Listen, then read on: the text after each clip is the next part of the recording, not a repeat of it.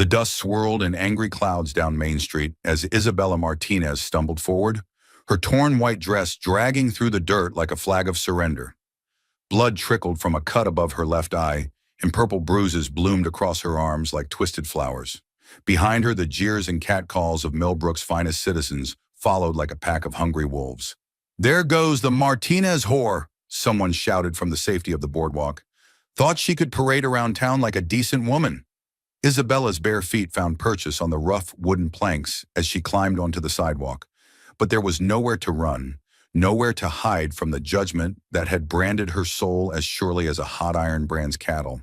3 weeks ago, she'd been Isabella Martinez, seamstress and daughter of the town's most respected blacksmith. Today, she was nothing more than Millbrook's latest scandal, a cautionary tale whispered behind lace curtains and over Sunday dinner. The crowd pressed closer, emboldened by her silence and obvious distress. Mrs. Henley, the banker's wife, stepped forward with the righteous fury of a woman who'd never known real hardship. "You've got some nerve showing your face in broad daylight," the older woman hissed, her gloved finger pointed like a weapon. "After what you did, after the shame you've brought on this town, decent folks shouldn't have to look at the likes of you." Isabella raised her chin despite the pain, despite the shame that threatened to crush her beneath its weight. "I haven't done anything wrong," she whispered, but her voice cracked like dry timber. The crowd erupted in harsh laughter. "Nothing wrong?" Dr. Whitmore pushed through the gathering, his face red with indignation. "Nothing wrong about carrying on with a married man? Nothing wrong about destroying the Reverend's family?" Isabella's knees nearly buckled at the accusation, the lie that had destroyed her life, the twisted truth that had turned neighbor against neighbor and friend against friend. She opened her mouth to defend herself once more, to proclaim her innocence to people who'd already decided her guilt. But the words died in her throat. What was the point? They'd made up their minds based on gossip and speculation, choosing to believe the worst rather than seek the truth. The real story of Reverend Morrison's unwanted advances, his threats when she'd refused him, his wife's jealous rage when she discovered his obsession, would never be heard above the roar of public condemnation. "Please," Isabella managed, her voice barely audible above the crowd's growing hostility. "I just need to get my things. I'll leave town, I promise. You'll never have to see me again." "Too late for promises now, girl," growled Sheriff Benedict, a man who'd once tipped his hat respectfully to her father. "You should have thought about consequences before you spread your legs for a man of God." The crude words hit Isabella like physical blows, and she staggered backward into the dusty street. Her vision blurred with tears she refused to shed in front of these people, these former friends and neighbors who'd turned against her with such vicious speed. That's when she heard the thunder of hoofbeats approaching from the edge of town. Through her haze of pain and humiliation, Isabella saw a lone rider on a bay gelding, his weathered face set in lines of controlled fury as he took in the scene before him. Thomas Harrison had the kind of presence that made crowds part without him saying a word, the quiet authority of a man who'd earned respect through actions rather than birthright. The mob fell silent as Tom dismounted, his spurs ringing against the wooden planks as he stepped onto the boardwalk. His gray eyes swept over the gathered townspeople with undisguised contempt before settling on Isabella's battered form. "Well," he said, his voice carrying the weight of judgment, "looks like I rode into town just in time to see what passes for Christian charity in Millbrook these days."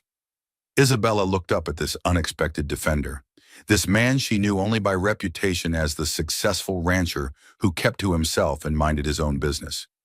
Why would he involve himself in her disgrace? What could he possibly gain by standing against the entire town?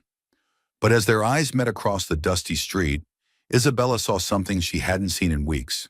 Not pity, not disgust, not cruel amusement. In Thomas Harrison's steady gaze, she saw recognition, not of her shame, but of her worth.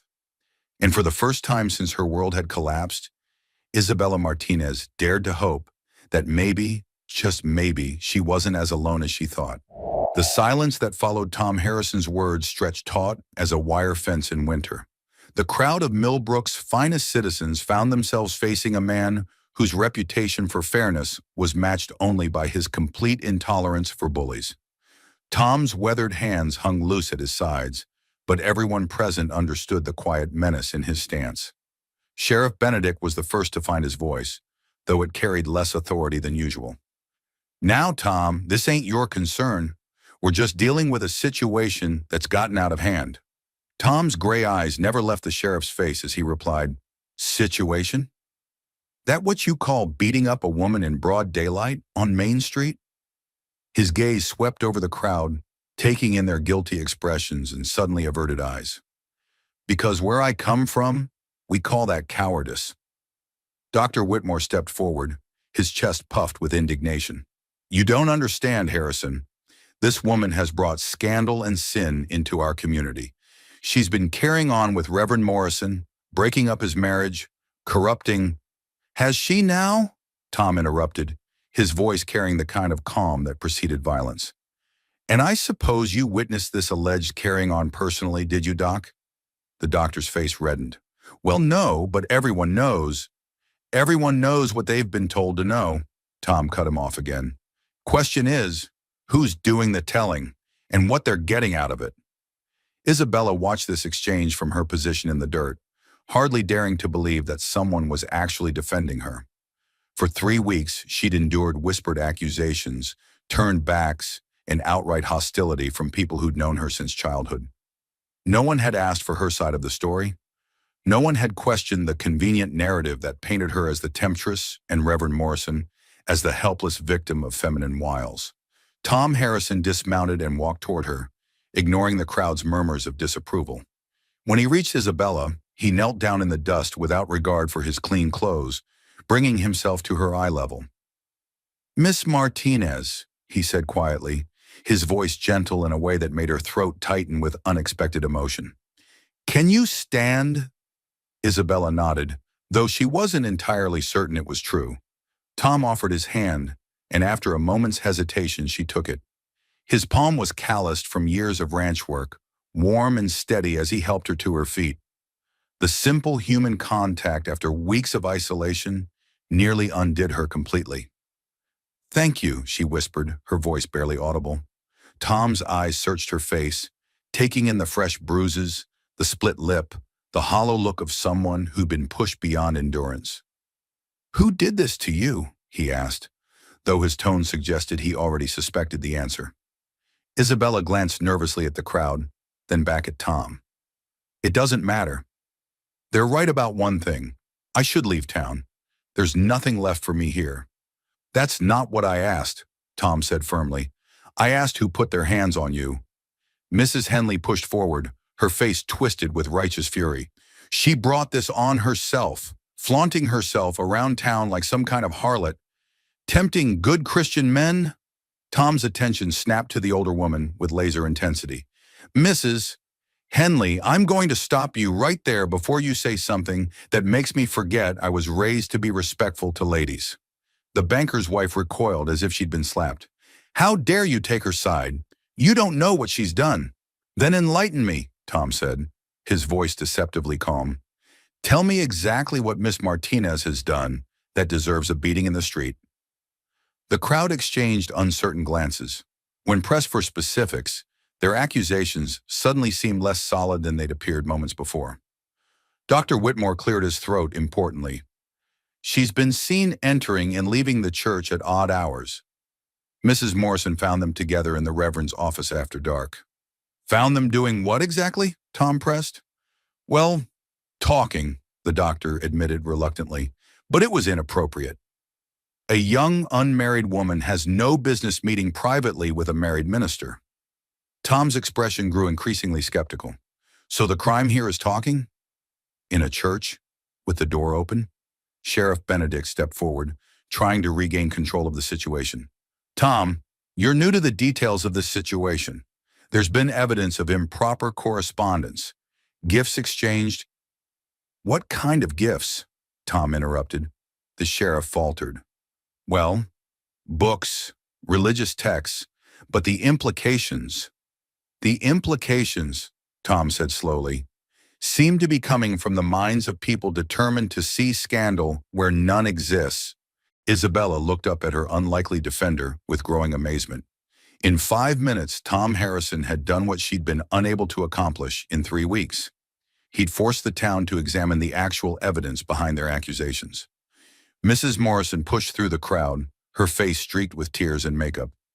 The Reverend's wife was a thin, nervous woman who'd always seemed intimidated by her husband's commanding presence. "She's trying to steal my husband," she wailed. "I've seen the way she looks at him during services." Tom studied the distraught woman with compassionate eyes. "Mrs. Morrison, has your husband given you reason to believe he's been unfaithful?" The question seemed to catch her off guard. Well, he's been distant lately, distracted, and he speaks about her spiritual development." "About her spiritual development," Tom repeated carefully. "Which would be his job as minister, wouldn't it?" Isabella found her voice at last, though it came out as barely more than a whisper. "Mrs. Morrison, I would never try to take your husband. I went to the church seeking guidance after my father died. Reverend Morrison offered to help me through my grief, and I was grateful for his counsel. That's all." The Reverend's wife stared at Isabella with confusion and growing uncertainty. But he said you were pursuing him, that you were making advances."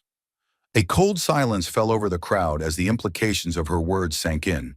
Tom's voice when he spoke carried the weight of absolute authority. "Where is Reverend Morrison right now, Mrs. Morrison?"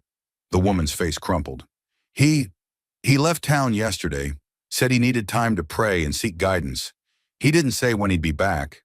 Tom nodded grimly. "Convenient timing. Miss Martinez gets beaten in the street, and the good Reverend suddenly needs to commune with the Almighty somewhere, far from the consequences of his lies." Sheriff Benedict's face had gone pale as he began to understand the true scope of what had happened. "Now hold on, Tom. You're suggesting that Reverend Morrison—" "I'm suggesting that a man who runs away when the truth starts coming to light probably had good reason to run," Tom replied coldly.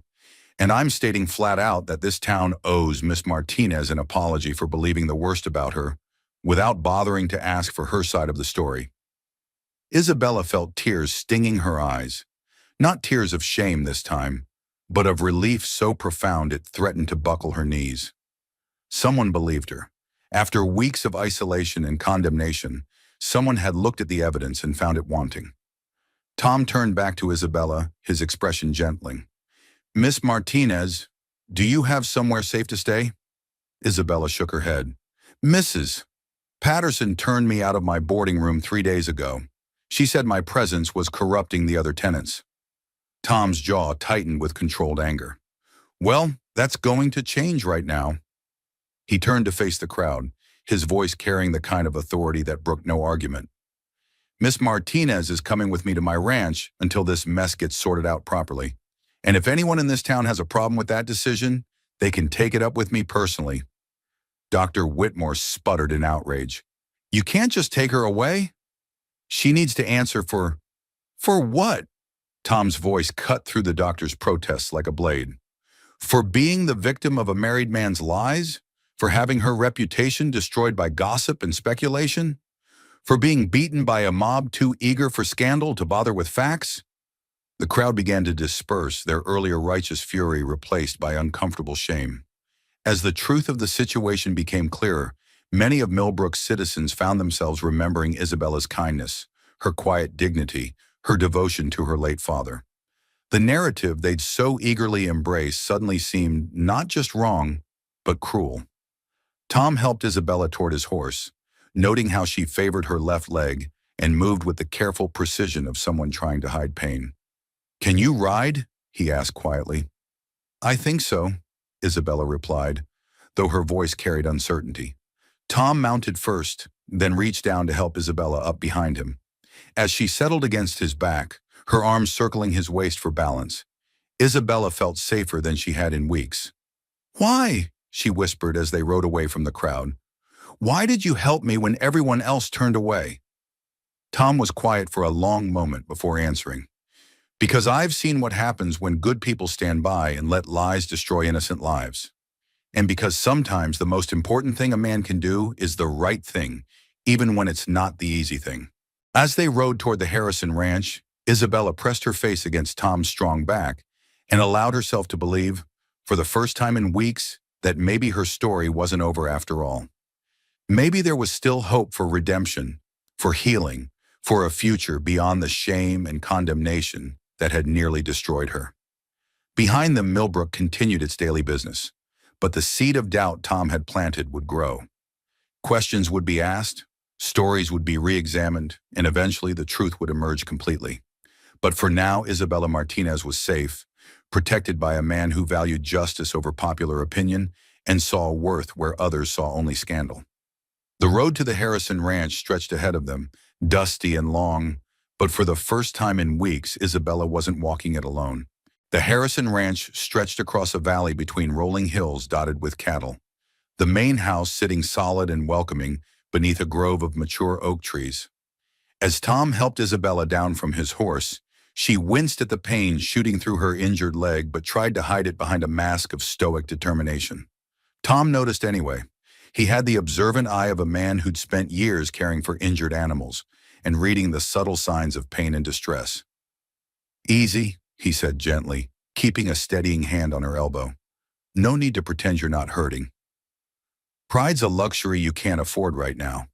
Isabella looked up at him with surprise. Most men of her acquaintance would have either ignored her discomfort entirely or made a show of excessive concern that somehow managed to make her feel weaker rather than supported. Tom's matter-of-fact acknowledgement of her pain, followed by practical assistance, was something entirely different. The front door opened before they reached the porch, revealing a middle-aged Mexican woman with intelligent eyes and calloused hands that spoke of years of honest work. She took one look at Isabella's battered condition and immediately switched into a rapid stream of Spanish that Tom seemed to understand perfectly. "Isabella, this is Maria Santos," Tom said by way of introduction. "She keeps this ranch running and everyone on it properly fed and doctored. Maria, this is Miss Isabella Martinez. She's going to be staying with us for a while." Maria's expression softened with understanding and sympathy as she approached Isabella. "Mija," she said gently, using the Spanish endearment that meant "my daughter." "What have they done to you?" The kindness in the older woman's voice nearly undid Isabella completely. After weeks of harsh judgment and cruel words, Maria's maternal concern felt like cool water on sun-parched earth. "I'm all right," Isabella managed to say, though her voice betrayed the lie. Maria made a dismissive sound that clearly indicated what she thought of that particular falsehood. "Come inside, child. We get you cleaned up, get some food in you. Then we worry about being all right." The interior of the Harrison Ranch house was comfortable without being pretentious. Well-built furniture that showed the wear of daily use, books scattered on tables, windows that let in plenty of light. It felt like a home rather than just a house, lived in and welcoming in ways that spoke of genuine contentment rather than mere prosperity. Tom gestured toward a comfortable chair near the fireplace. "Sit down before you fall down," he said with gentle authority. "Maria, could you take a look at her injuries? I'm better with horses than people when it comes to medical matters." As Maria bustled away to gather medical supplies, Tom settled into the chair across from Isabella, his gray eyes studying her with the same careful attention he might give a skittish horse he was trying to gentle. "Feel like telling me what really happened?" he asked quietly. "Not the version the town's been spreading around, but the truth?" Isabella's hands trembled as she smoothed her torn dress over her knees. Where to begin? How to explain the series of small misunderstandings and deliberate manipulations that had transformed her from respected seamstress to town pariah? "My father died 4 months ago," she began, her voice barely above a whisper. "Heart gave out while he was working at the forge. I was lost. We'd been so close, and suddenly I was completely alone." Tom nodded encouragingly, but didn't interrupt. "Reverend Morrison approached me after the funeral, said he could see I was struggling with grief, offered to provide spiritual guidance. I was grateful. Papa had always been my anchor, and without him, I felt like I was drowning." Isabella paused, remembering those early conversations with the Reverend, how his concern had seemed so genuine, so pastoral. "At first, our meetings were perfectly proper. He'd recommend scriptures for comfort, talk about God's plan for those who suffered loss. I thought, I thought he was genuinely trying to help me find my way through grief. But it changed, Tom said, and it wasn't really a question. Isabella nodded miserably. Gradually, he started asking about my personal life, my hopes for the future, suggested that God might have plans for me that involved helping him in his ministry. He said his wife didn't understand the burdens of spiritual leadership, that he needed someone with a more receptive heart to truly support his calling. Maria returned with a basin of warm water and clean cloths, settling herself beside Isabella's chair with the efficient movements of someone accustomed to tending injuries. As she began gently cleaning the cuts and bruises, Isabella continued her story. I was naive enough to think he meant helping with church activities, organizing social events, visiting the sick, that sort of thing. But then he started requesting private meetings, saying he needed to discuss confidential parish matters, and the books he lent me. Isabella's cheeks flushed with remembered embarrassment. They weren't religious texts at all. They were romantic poetry, love letters written by famous men to their mistresses. Tom's expression darkened, but his voice remained carefully controlled. Did he put his hands on you? Isabella shook her head quickly. No, nothing like that, but he made his intentions clear enough. Talked about how lonely he was, how his marriage had become a burden rather than a blessing. Suggested that perhaps God had brought us together for a purpose beyond mere spiritual guidance. And when you refused his advances, Tom prompted, he became different, cold, said I was being foolish, that I was throwing away a chance for security and position that might never come again. When I told him I had no interest in being anyone's mistress, especially not a married minister's, he grew angry, said I was ungrateful, that he'd wasted his time trying to elevate someone too ignorant to recognize an opportunity.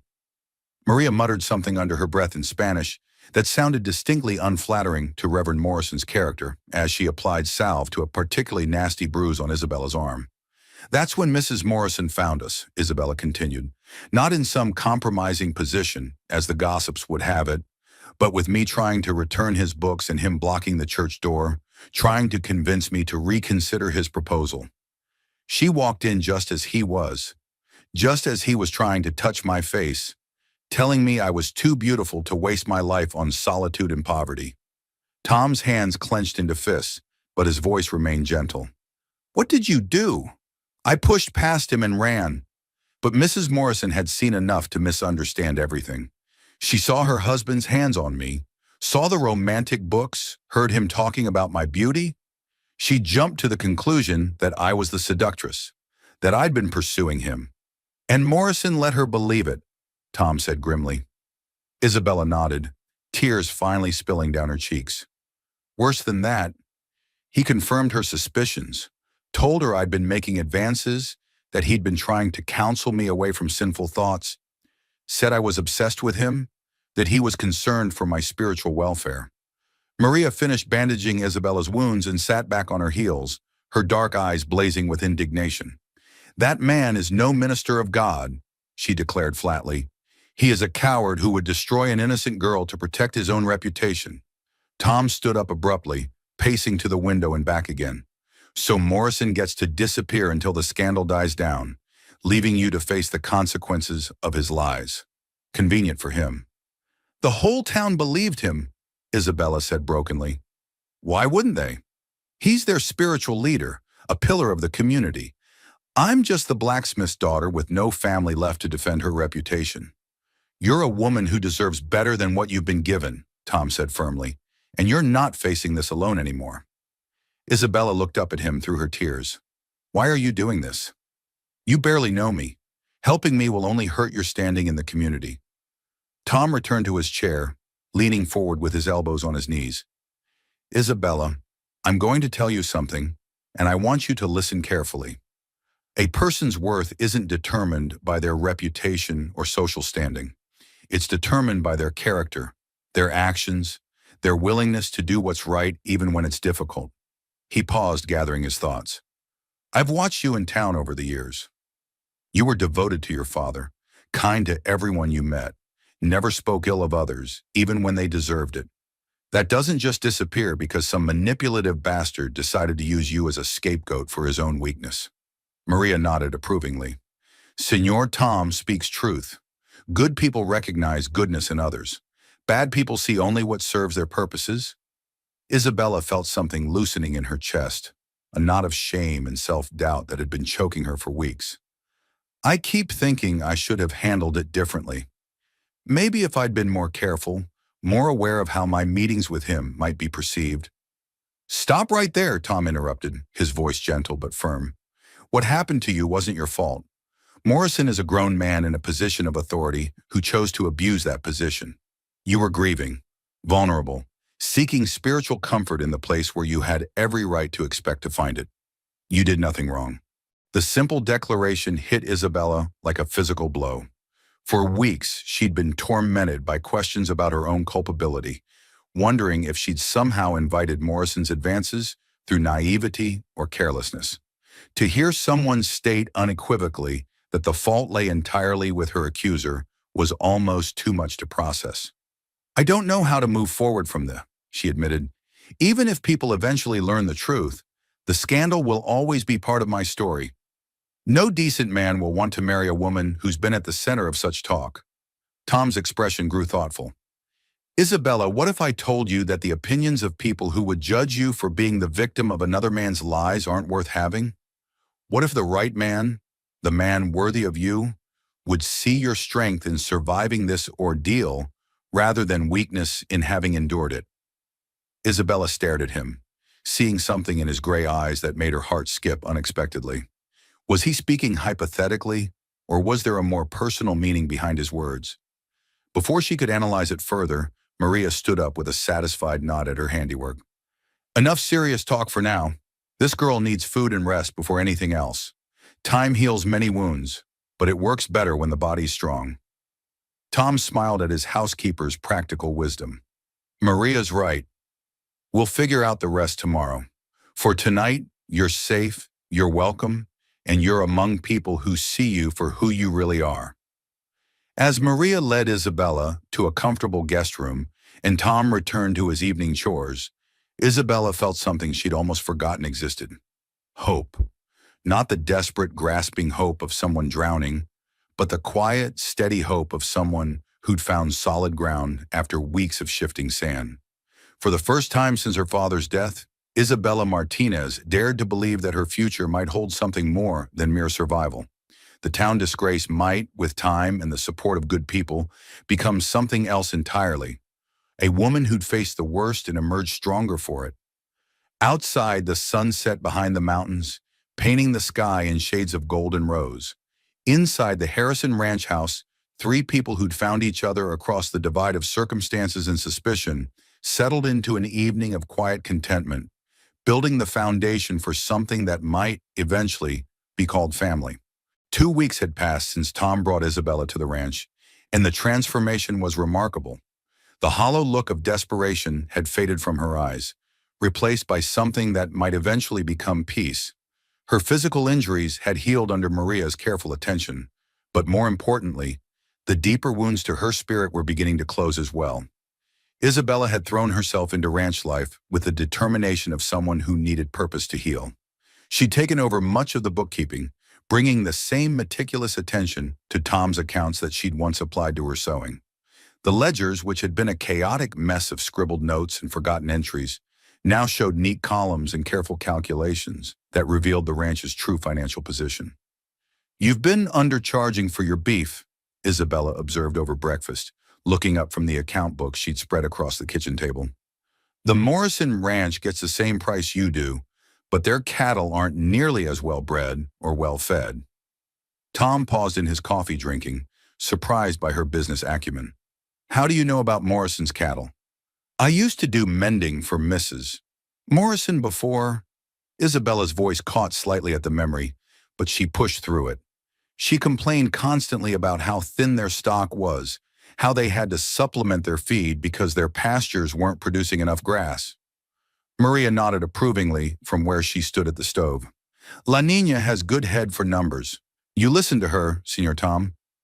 Tom found himself studying Isabella's face as she bent over the ledger.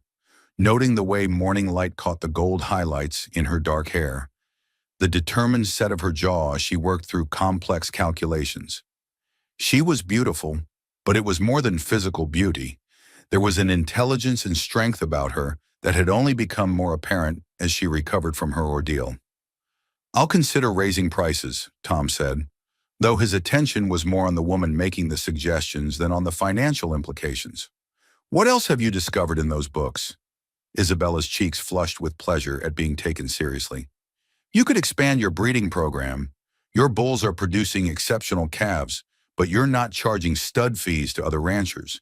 And your hay crop is so good you could sell the surplus instead of just storing it." Tom leaned back in his chair, impressed despite himself. "You've learned a lot about ranching for someone who's been here 2 weeks." "I've been listening when you and the hands talk," Isabella replied, "and asking Maria questions when you're out working. I want to understand this life, this place that's given me sanctuary." Before Tom could respond, the sound of approaching riders interrupted the domestic tranquility. Through the window, they could see 3 men on horseback heading toward the house. Sheriff Benedict, Dr. Whitmore, and Judge Harrison, Tom's older brother who served as the territorial magistrate. Isabella's face went pale, her hands gripping the ledger with white knuckles. "They've come for me," she whispered. "Someone in town must have convinced them to press charges, or maybe Reverend Morrison has returned." Tom stood up, his expression grim. "Nobody's taking you anywhere, Isabella. You're under my protection, and that means something in this territory." Maria moved protectively closer to Isabella's chair. "You want me to take La Niña to the back bedroom while you talk to them?" "No," Isabella said, surprising them both with the steel in her voice. "I'm done hiding. If they have something to say about me, they can say it to my face." Tom felt a surge of admiration for her courage. The frightened, broken woman he'd rescued from the street had transformed into someone willing to face her accusers, head-on. The 3 men dismounted and approached the house with the careful formality of an official delegation. Tom stepped onto the porch to meet them, Isabella close behind him, despite his gesture for her to stay inside. "Tom," Judge Harrison nodded to his younger brother. "Miss Martinez, I hope you're both well." "Well enough, considering," Tom replied carefully. "What brings you out here, James?" Judge Harrison, a man who'd inherited their father's diplomatic nature along with his judicial temperament, chose his words carefully. "We've come to discuss some developments in town, things that affect Miss Martinez's situation." Isabella stepped forward, her chin raised despite the tremor in her voice. "Has Reverend Morrison returned? Is he pressing charges against me for something?" Sheriff Benedict shifted uncomfortably in his saddle. "Not exactly, miss." "See, that's part of what we need to discuss." Dr. Whitmore, looking distinctly uncomfortable, cleared his throat. "Perhaps we should speak privately, Tom. This is delicate matter." "Anything you have to say about Miss Martinez can be said in her presence," Tom replied firmly. "She's not a child to be spoken around." Judge Harrison dismounted, his expression grave. "Very well.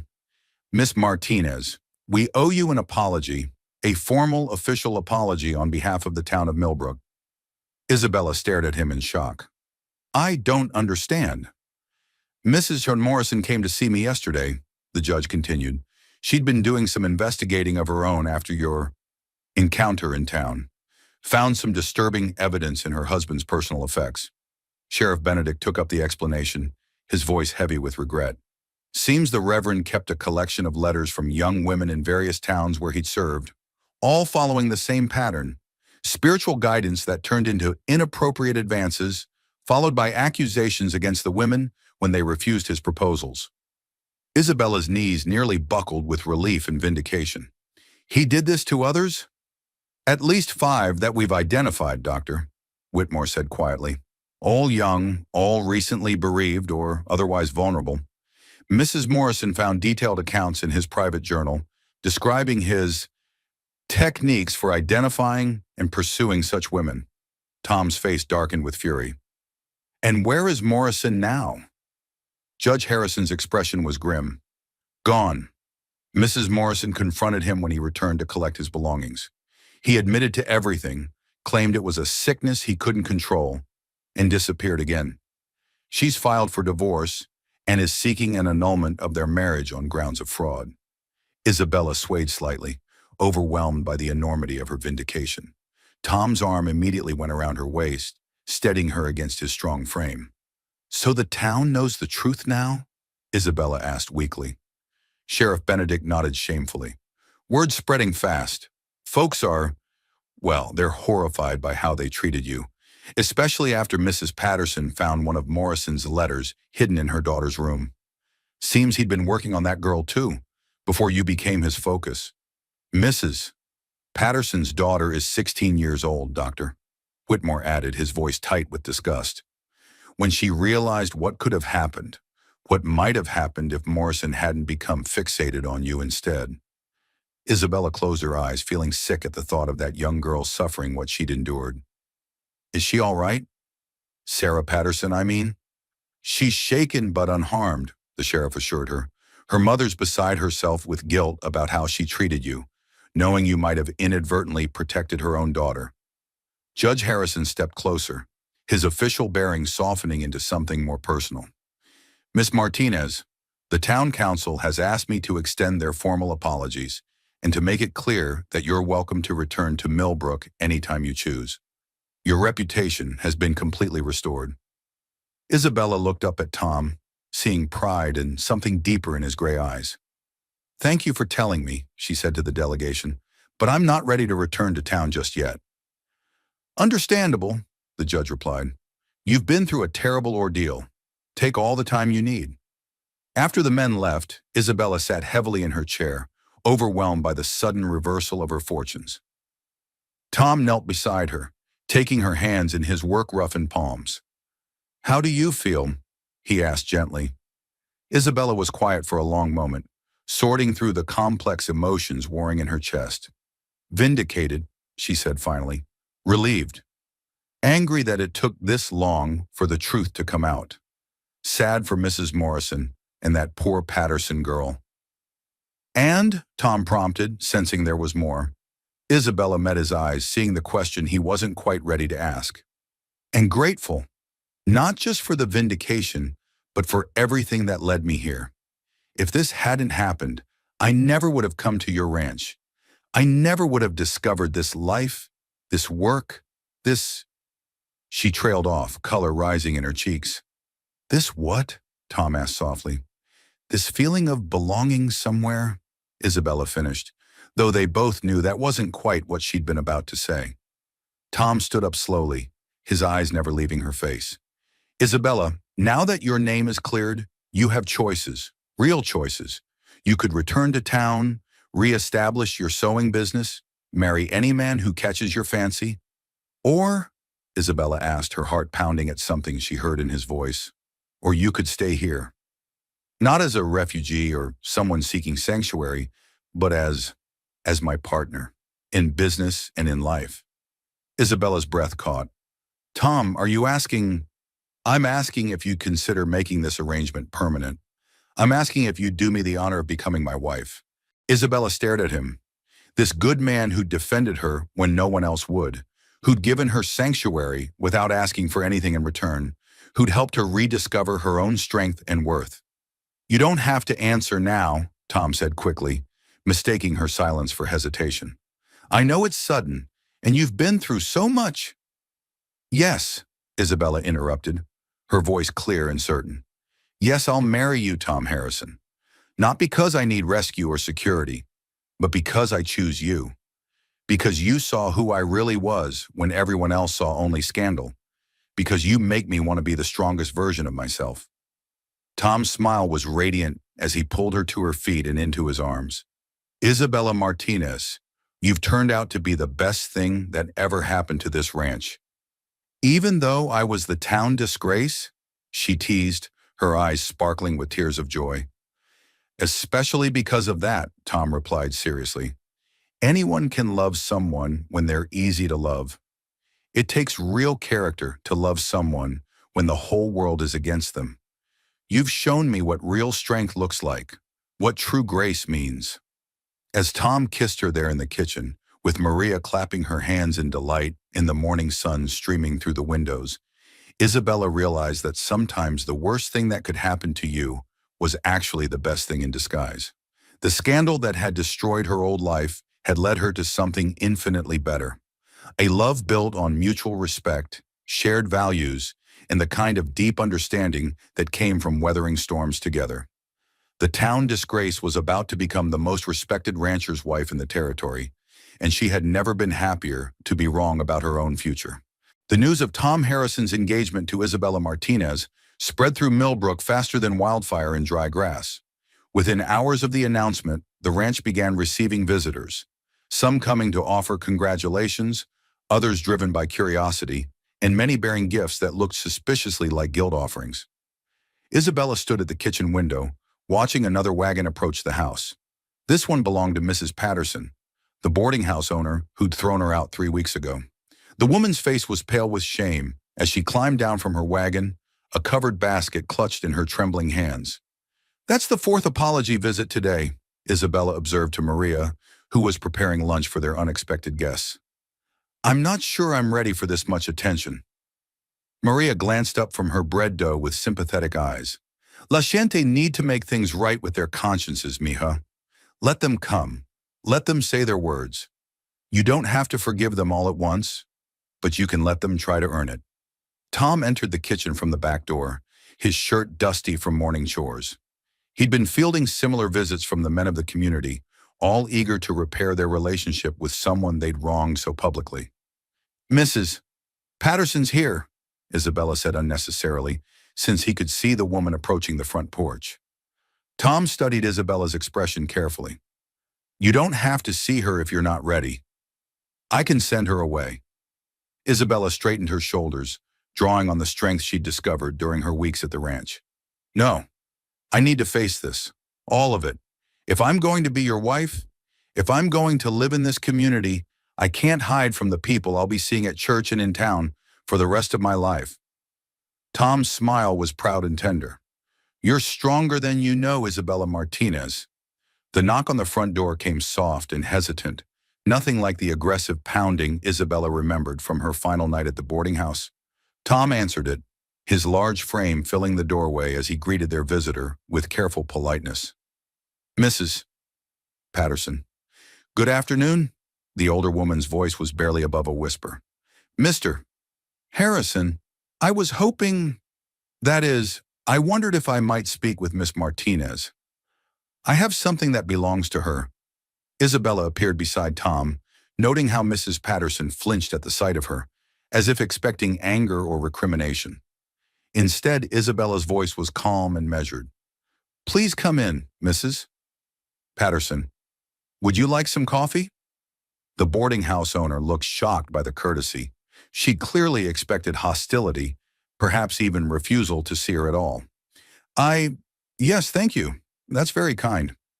They settled in the parlor, Mrs. Patterson perched nervously on the edge of a chair, while Isabella poured coffee with steady hands. Tom remained standing, a protective presence that wasn't threatening but left no doubt about his loyalties. "I brought your sewing box," Mrs. Patterson began, setting the basket on the side table with reverent care, "and your mother's Bible and the quilt you were working on.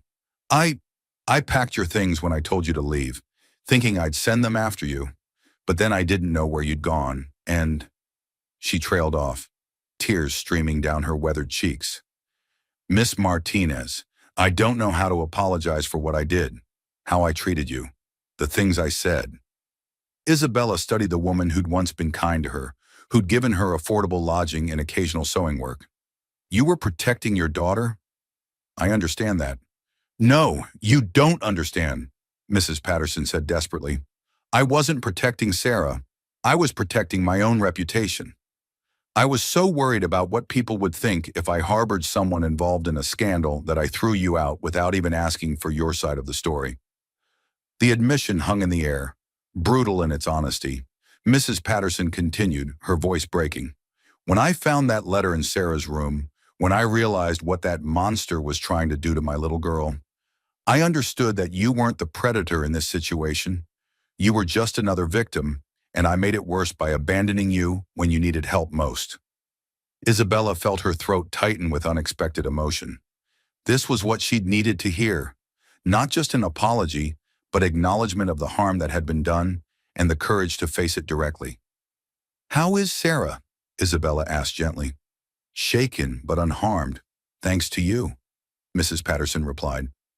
"If Morrison hadn't become fixated on you, if you hadn't absorbed all his attention, I don't want to think about what might have happened to my daughter." Isabella shook her head firmly. "That's not how it works, Mrs. Patterson. Morrison's actions were his own responsibility. I didn't deliberately draw his attention to protect Sarah. I was just trying to survive my grief and find some spiritual comfort." Tom felt a surge of admiration for Isabella's refusal to accept undeserved credit, even when it might have made Mrs. Patterson feel better to assign it to her. Mrs. Patterson wiped her eyes with a handkerchief. "Sarah wanted to come with me today to apologize in person. I told her it was too soon, that you might not be ready to see people from town yet." "I'd like to see her," Isabella said, surprising herself with the truth of it. "When she's ready, when you think it's appropriate, I'd like her to know that I don't blame her for any of this." The conversation continued for another hour, with Mrs. Patterson sharing details about Morrison's exposure and the community's growing understanding of how badly they'd misjudged the situation. When she finally left, she pressed Isabella's hands between her own weathered palms. "I know I have no right to ask this, but I hope someday you might find it in your heart to forgive a foolish old woman who was too scared of gossip to do what was right." Isabella looked into the older woman's eyes and saw genuine remorse, real understanding of the harm that had been done. "I forgive you, Mrs. Patterson. Not because you deserve it, but because carrying anger around is exhausting, and I have better things to do with my energy." After Mrs. Patterson left, Isabella sat quietly with her recovered possessions, running her fingers over familiar objects that connected her to her old life. The sewing box her father had made for her 16th birthday, her mother's Bible with its worn leather binding and carefully pressed flowers marking favorite passages, the wedding ring quilt she'd been making for her own hope chest, never knowing when or if she'd have occasion to use it. Tom settled beside her on the sofa, close enough to offer comfort, but not so close as to crowd her processing of difficult emotions. "Regrets?" he asked quietly. Isabella considered the question seriously. "Some. I regret that Sarah Patterson had to go through fear and confusion because of Morrison's manipulation. I regret that Mrs. Morrison's marriage was built on lies. I regret that it took a scandal to reveal Morrison's true nature, which means there might have been other victims we'll never know about." She paused, her fingers tracing the intricate stitching on her unfinished quilt. "But I don't regret the path that led me here, to this ranch, to you. Even the worst parts, because they taught me things about myself I never would have learned otherwise." Tom took her hand, noting how much steadier it felt than it had just weeks ago. "What kinds of things?" "That I'm stronger than I knew, that I can survive having my reputation destroyed and still maintain my own sense of who I am, that the right people will see my true character regardless of what others say about me." Isabella turned to face him fully. That real love isn't about being protected from hardship. It's about having someone stand beside you while you face it. Tom's kiss was soft and reverent, a seal on promises spoken and unspoken. "Speaking of which," he said when they broke apart, "we should probably start planning a wedding. Unless you want to wait until all the town's apology visits are finished, in which case we might be engaged for the next 6 months." Isabella laughed, the sound bright and free in a way it hadn't been since before her father's death. "I think a simple ceremony here at the ranch would be perfect. Just us, Maria, your brother the judge to perform the service, and maybe a few close friends. Not inviting the whole town to make amends by attending your wedding?" Isabella shook her head decisively. "This wedding is about us, about the life we're choosing to build together. It's not a public relations event or a chance for the community to feel better about how they treated me." Tom studied her face, seeing the wisdom that had grown from surviving betrayal and false accusation. "You've changed since I first brought you here. Grown stronger, more sure of yourself." "I've remembered who I was before grief and fear made me forget," Isabella corrected. "You didn't change me, Tom. You gave me the space and safety to rediscover myself." As they sat together planning their future, Visitors continued to arrive throughout the afternoon. Some brought genuine remorse and meaningful apologies. Others seemed more interested in being seen making the right gestures than in actual reconciliation. Isabella learned to distinguish between the two, accepting sincere regret while politely but firmly refusing to absolve those who sought easy forgiveness without real understanding of their wrongs. By evening, the kitchen table was covered with gift baskets, baked goods, and small tokens of apology from half the town. Maria surveyed the bounty with satisfaction. "Guilt makes people generous," she observed pragmatically. "At least you'll eat well for the next month." Isabella and Tom laughed, but there was truth in Maria's words. The community's shame was manifesting in an outpouring of material generosity that felt both touching and slightly overwhelming. "Tomorrow I'm going into town," Isabella announced suddenly. "I want to visit Sarah Patterson, thank Dr. Whitmore for his apology and show people that I'm not hiding anymore." Tom nodded approvingly. "Want company?" "I'd like that," Isabella admitted. "Not because I need protection, but because I want people to see us together. I want them to understand that this engagement isn't about rescue or convenience. It's about choice and love." As the sun set over the ranch, painting the sky in shades of gold and rose, Isabella felt a deep contentment settle into her bones. The girl who'd been broken by false accusations was gone, replaced by a woman who understood her own worth, regardless of others' opinions. Tomorrow she would face the town not as a victim seeking vindication, but as a strong woman choosing her future with confidence and grace. The town Disgrace had become something far more powerful, a woman who refused to be defined by other people's failures and fears. The morning of Isabella's wedding dawned clear and bright, with the kind of crisp autumn air that made everything seem possible. She stood before the mirror in her room, adjusting the simple white dress Maria had helped her alter from one of her mother's gowns. The lace at the collar had been carefully mended, and new pearl buttons replaced the old ones, but the dress carried the weight of family history and blessing. "You look beautiful, mija," Maria said softly, fastening a strand of pearls around Isabella's neck. Another gift from Tom, passed down from his own mother. "Like a woman who knows exactly who she is and what she wants." Isabella studied her reflection, noting how different she looked from the broken woman who'd arrived at the ranch 2 months ago. Her eyes held confidence instead of shame, her shoulders were straight with quiet dignity, and her smile was genuine rather than forced. The town Disgrace had become someone else entirely, a woman worthy of respect, including her own. The sound of voices outside drew her to the window. A small gathering had assembled in the ranch yard, more people than she'd expected for what was supposed to be a simple ceremony. Judge Harrison stood beneath the oak tree where Tom's parents had been married 30 years earlier, his official robes lending gravity to the occasion. Maria's husband Carlos had ridden in from the neighboring ranch, along with several of Tom's closest friends among the ranching community. But there were others too, people from town who'd specifically asked for permission to witness Isabella's wedding. Mrs. Patterson sat in a chair someone had brought from the house, her daughter Sarah beside her looking nervous but determined. Dr. Whitmore had come with his wife, both of them carrying small gifts. Even Sheriff Benedict was there, his hat in his hands and his expression respectfully solemn. Isabella felt a momentary flutter of anxiety. She'd wanted a small, private ceremony, not a public spectacle that might remind everyone of the scandal that had preceded it. A soft knock interrupted her thoughts. Tom's voice came through the door, warm with affection and slight nervousness. "Isabella, you ready for this?" She opened the door to find him standing in the hallway, dressed in his best black suit with a white shirt that made his gray eyes seem to sparkle. He looked handsome and solid and completely trustworthy. Exactly the kind of man she'd never dared dream might choose her. "You look nervous," she observed with a smile. Tom ran a hand through his carefully combed hair. "Terrified, actually. Not about marrying you. That's the easiest decision I've ever made. But about whether I can be the husband you deserve." Isabella took his hands in hers, noting how they trembled slightly. "Tom Harrison, you've already been everything I needed when I had nothing left. You've seen me at my worst and somehow convinced yourself it was my best. I'm not worried about whether you can be the husband I deserve. I'm wondering if I can be worthy of the faith you've shown in me. More than worthy, Tom said firmly.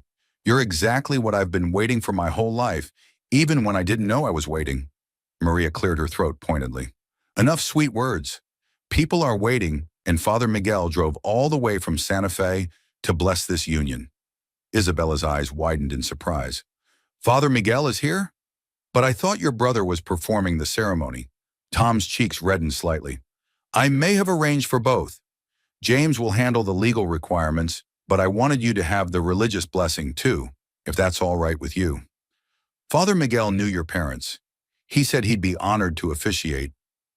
Isabella felt tears prick her eyes at Tom's thoughtfulness. Having Father Miguel there would indeed make the ceremony feel complete, connecting her new life to the family and faith that had shaped her. They walked outside together, and Isabella was surprised by the warmth of the reception that greeted them.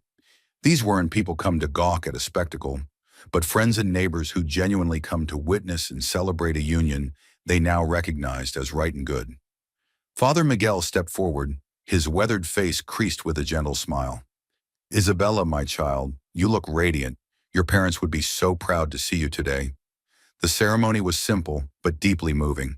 Judge Harrison handled the legal formalities with dignified efficiency, while Father Miguel offered the religious blessing with genuine warmth and personal knowledge of both families involved. When Tom slipped the wedding ring onto Isabella's finger, a simple gold band that had belonged to his grandmother, his voice was steady and sure. With this ring, I promise to love and honor you, not because you're perfect, but because you're perfectly suited for me. I promise to stand beside you through whatever challenges we face and to see your strength even when you can't see it yourself. Isabella's vows, when her turn came, carried the weight of everything they'd been through together. Tom, you found me when I was lost and helped me find myself again. You saw my worth when the world saw only scandal.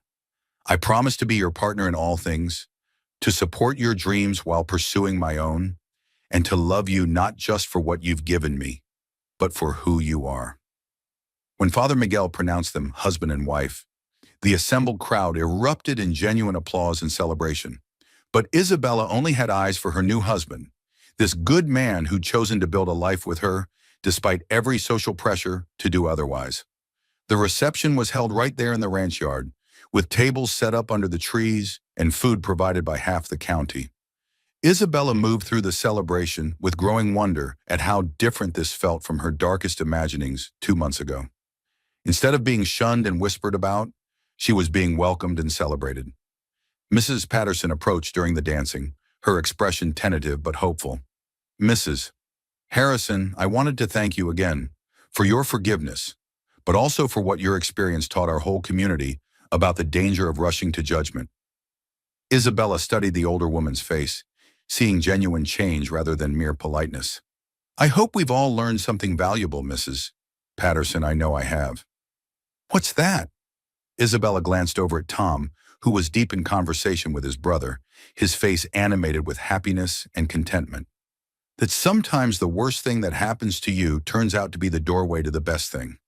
If Morrison hadn't tried to manipulate me, if the town hadn't turned against me, I never would have ended up here. I never would have discovered what real partnership looks like. Mrs. Patterson nodded thoughtfully. You're different now. Stronger, more sure of yourself. I'm exactly who I always was, Isabella corrected gently. I just stopped letting other people define me. As the sun set over the ranch, painting the celebration in golden light, Isabella found herself dancing with her husband under the same oak tree where they'd spoken their vows. The fiddle music was simple but joyful, and the faces surrounding them were filled with genuine happiness for their union. Any regrets? Tom asked softly as they swayed together. Isabella looked around at their friends and neighbors, at the ranch that was now truly her home, at the man who'd seen her worth when she couldn't see it herself. Only one, she said with a mischievous smile. Tom's eyebrows rose in concern. What's that? That it took a scandal to bring us together. I would have preferred a less dramatic beginning to our love story. Tom threw back his head and laughed, the sound rich and free. Isabella Harrison, with you, I have a feeling drama is always going to be in short supply. You're far too sensible and strong for that. Isabella smiled up at her husband, this man who'd rescued her not by solving her problems, but by giving her the space and support to solve them herself. The town Disgrace had indeed become something else. A respected rancher's wife, a woman of substance and dignity, someone worthy of love and capable of giving it in return. As they danced under the stars, Isabella knew with absolute certainty that her story was just beginning. The best chapters were yet to be written. 5 years later, Isabella Harrison stood on the front porch of the ranch house, watching her husband teach their 4-year-old daughter, Elena, how to braid a horse's mane. The little girl's dark curls caught the morning sunlight as she concentrated intently on Tom's patient instructions, her small fingers working carefully through the bay mare's coarse hair. "Like this, Papa?" Elena asked, her voice carrying the same determined precision Isabella remembered from her own childhood. "Perfect, sweetheart," Tom replied, his voice warm with pride. "You're a natural with the horses, just like your mama." Isabella smiled, one hand resting on her rounded belly where their second child grew strong and active. This pregnancy had been different from her first, anticipated with joy rather than discovered with surprise, supported by a loving husband and thriving community rather than faced alone. The ranch had prospered beyond even Tom's ambitious dreams. Isabella's business acumen had proven invaluable, and together they'd expanded their operations to include a breeding program that supplied quality horses throughout the territory. Her meticulous record-keeping and strategic planning had turned what was once a comfortable living into genuine prosperity. But more than financial success, they'd built something deeper, a partnership that honored both their strengths and supported their individual growth. Tom had encouraged Isabella's involvement in territorial politics, where her intelligence and moral clarity had made her a respected voice in women's rights and education reform. She, in turn, had helped him develop the social connections that had expanded their business reach while maintaining the integrity that defined his character. A rider approached from the direction of town, and Isabella recognized Dr. Whitmore's distinctive bay gelding. The doctor had become not just a neighbor, but a genuine friend over the years, someone who'd learned from his initial misjudgment and grown into a man worthy of respect. "Afternoon, Isabella," he called out as he dismounted. "How are you feeling? Any concerns about the pregnancy?" Isabella laughed, patting her belly affectionately. "Strong as a horse, as Maria keeps telling me. This little one seems determined to be born kicking." Dr. Whitmore grinned, tying his horse to the hitching post. "With parents like you and Tom, I'd expect nothing less. Actually, I came by with some news I thought you'd want to hear." Tom looked up from his lesson with Elena, his attention caught by the doctor's serious tone. "It's about Morrison, Doctor," Whitmore continued. "Just got word from Denver. He's been arrested for fraud and corruption, along with several other charges involving young women in Colorado Springs. Seems his pattern finally caught up with him." Isabella felt a complex mix of emotions at the news. Relief that Morrison would face justice, sadness for his victims, and gratitude that her own experience had helped expose his crimes. "How many women?" she asked quietly. "At least 8 that they've identified, going back over a decade. Your courage in speaking out, even when the town initially turned against you, helped several of them find the strength to come forward with their own stories." Tom moved to Isabella's side, his hand finding hers in the automatic gesture of support that had become second nature over the years. "He won't hurt anyone else," he said simply. Elena tugged on Isabella's skirt, her young mind struggling to understand the serious conversation happening above her head. "Mama, why does the doctor look sad?" Isabella knelt down to her daughter's level, marveling at how different this conversation was from the ones she'd imagined having about her past. "Sometimes, sweetheart, bad people hurt good people. But when the good people are brave enough to tell the truth, the bad people get stopped from hurting others." "Are you a brave good person, Mama?" Isabella felt tears prick her eyes at the innocent question. "I try to be, Elena. Every day I try to be." After Dr. Whitmore left, Isabella and Tom sat on the porch swing they'd installed after Elena's birth, watching their daughter play with the barn cats in the fading afternoon light. The scene was peaceful, domestic, everything Isabella had once dreamed of, but never dared believe she deserved. "Do you ever wonder what would have happened if Morrison hadn't targeted you?" Tom asked, his arm around Isabella's shoulders as she leaned against his chest. Isabella considered the question, as she had many times over the years. "I used to. But I've decided it doesn't matter. What happened, happened. How we responded to it, how we chose to build our life afterward, that's what matters. Tom pressed a kiss to the top of her head. No regrets about the path that brought us together? None, Isabella said firmly. Not even the painful parts. They taught me things about myself I needed to know. They showed me what real strength looks like, what genuine love can accomplish. Elena ran up to the porch, her cheeks flushed with exertion and joy. Mama, Papa, watch this! She performed an elaborate curtsy she'd been practicing, her face glowing with pride at her accomplishment. Isabella and Tom applauded enthusiastically, their daughter's simple pleasure in mastering a new skill, filling them both with that particular joy that comes from watching your child discover their own capabilities. Beautiful sweetheart, Isabella said. You've been practicing very hard. As they prepared for dinner, Isabella reflected on the journey that had brought her to this moment. The woman who'd once been branded the town's disgrace had become one of its most respected citizens. She served on the school board, organized charitable events, and was frequently consulted on matters affecting the community's welfare. But more than public respect, she'd found something invaluable, a sense of her own worth that couldn't be shaken by others' opinions or destroyed by circumstances beyond her control. The scared, broken woman who'd stumbled into Tom's life had been replaced by someone who understood that true strength came not from avoiding hardship, but from facing it with grace and dignity. Mama, Elena said during dinner, her fork paused halfway to her mouth. Mrs. Patterson told me that you and Papa have the most beautiful love story in the whole territory. What's a love story? Isabella exchanged an amused glance with Tom before answering. A love story is what happens when two people choose each other, not just once, but every day. When they support each other through difficult times and celebrate together during happy ones. Like how Papa helped you when you were sad, and now you help him with the horse books? Exactly like that, Tom confirmed. Love isn't just a feeling, Elena. It's a choice you make, and then you keep making it over and over. Elena nodded solemnly, as if filing away important information for future use. I want a love story like yours when I grow up. Isabella reached across the table to touch her daughter's hand. Then remember this, sweetheart. Never let anyone convince you that you're not worthy of love.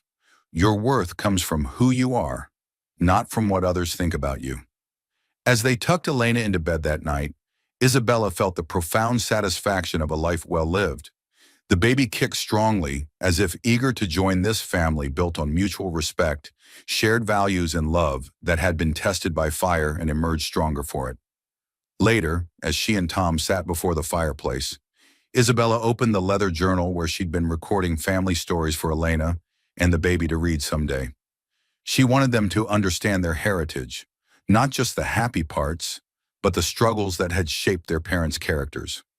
What are you writing about tonight? Tom asked, settling beside her on the sofa. Isabella smiled, her pen poised over the page. About how sometimes the worst thing that happens to you turns out to be the doorway to the best thing. About how real love sees worth where others see only scandal. About how strength isn't the absence of fear, but the decision to act rightly despite it. Tom read over her shoulder as she wrote, To my children, your mama was once called the town disgrace. Your papa chose to see her differently. From that choice, everything beautiful in our lives has grown. Remember this when the world tries to tell you who you are, only you get to decide that. And remember that love isn't about being perfect, it's about choosing each other perfectly, every single day. As the fire crackled and the wind whispered through the oak trees outside, Isabella Harrison finished her story and closed the journal. The town disgrace had become a woman of substance, a respected wife and mother, someone whose greatest triumph wasn't in proving her accusers wrong, but in refusing to let their judgment define her. Outside, the stars shone over the ranch where two wounded souls had found healing in each other's love, where children played safely in the knowledge that they were cherished, and where every sunrise brought new opportunities to choose love over fear, hope over despair, and grace over judgment. The disgrace had become a blessing, and the blessing would last forever.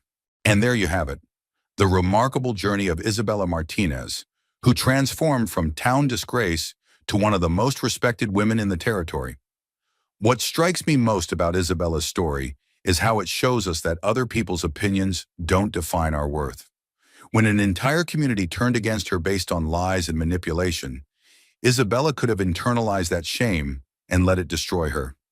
Instead, she found the strength to rebuild her life on her own terms. Tom Harrison represents the kind of person we all need in our corner.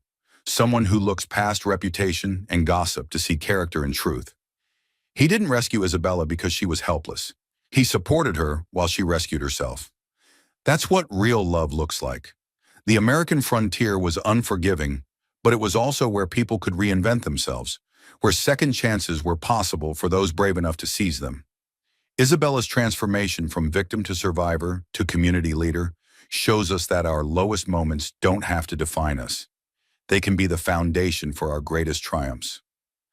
Morrison's eventual arrest reminds us that truth has a way of surfacing even when powerful people try to bury it. Isabella's courage in speaking out helped other victims find their voices too. What do you think about Isabella's choice to forgive those who wronged her? Was it wisdom or weakness?